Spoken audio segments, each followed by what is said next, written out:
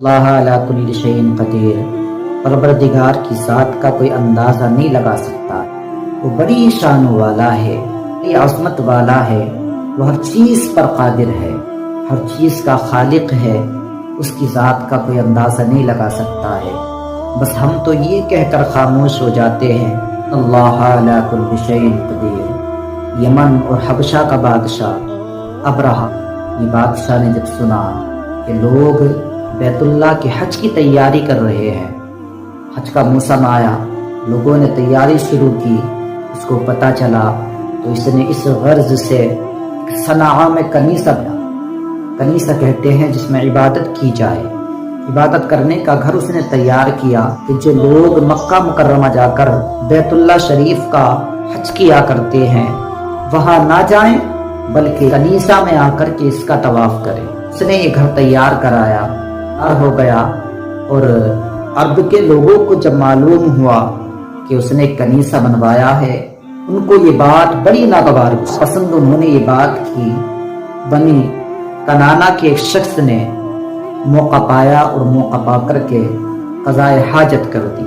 ابرہہ کو جب خبر ہوئی، تیش میں آ گیا کہ کسی کی اتنی جرأت کہ وہ میرے بنائے ہوئے کنیسہ میں قضاء حاجت کر دے، اسے غصہ آیا تو اس نے کہا کہ میں ضرور بیت المقدس کو گرا دوں گا۔ اس نے اپنے دل میں یہ بات ٹھانی اور اس نے اپنا ایک لشکر تیار کیا، بہت بڑا لشکر تیار کیا۔ لشکر میں بہت سارے ہاتھی تھے، بہت بڑا لشکر تھا۔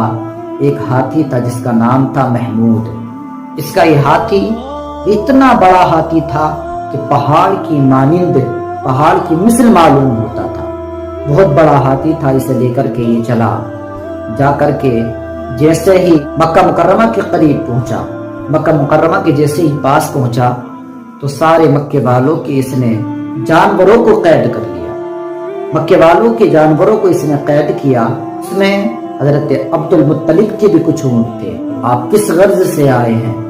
کہا میری کوئی اور غرض نہیں ہے، کسی اور وجہ سے نہیں آیا ہوں، بس وجہ یہ ہے کہ میرے اونٹ آپ کے پاس ہیں، میرے اونٹ چھوڑ دیے جائیں۔ کہا مجھے تعجب ہوتا ہے کہ میں تمہارے اس گھر کو ڈھانے کے لیے آیا ہوں جو تمہارے باپ دادا کا بڑا معظم ہے، بڑا محترم ہے، میں اس کو گرانے کے لیے آیا ہوں اور تم اپنے اونٹوں کی بات کرتے ہو۔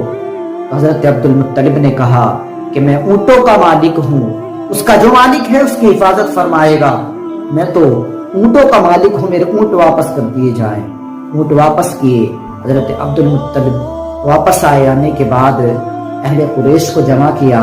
اہل قریش کو جمع کرنے کے بعد حضرت عبد المطلب نے پورے حالات سے ان کو واقفیت دلائی، ان کو پورا ماجرا بیان کیا، پوری بات بتائی اور کہا کہ تم ایک طرف چلے جاؤ۔ ابرہہ کا قافلہ اتنا بڑا قافلہ تھا، اب اس کی جیسے ہی صبح ہوئی اس نے کہا قافلے والوں سے تیاری کرو، چلو اب ہم اس گھر کو گرائیں گے، اس گھر کو ہم گرائیں گے۔ جب یہ آگے بڑھا، جیسے ہی آگے بڑھا تو اس کا جو ہاتھی تھا جس کا نام محمود تھا، اب جب وہ کعبے کی طرف اسے چلاتے وہ بیٹھ جاتا، اس پر کافی تشدد کرتا، کافی مارتا، کافی اسے تکلیف دیتا، لیکن جیسے ہی کعبے کی طرف کو اس کا رخ کرتے وہ بیٹھ جاتا، اٹھتا نہیں تھا، اور جب دوسری جانب چلاتے تو چلنے لگتا تھا۔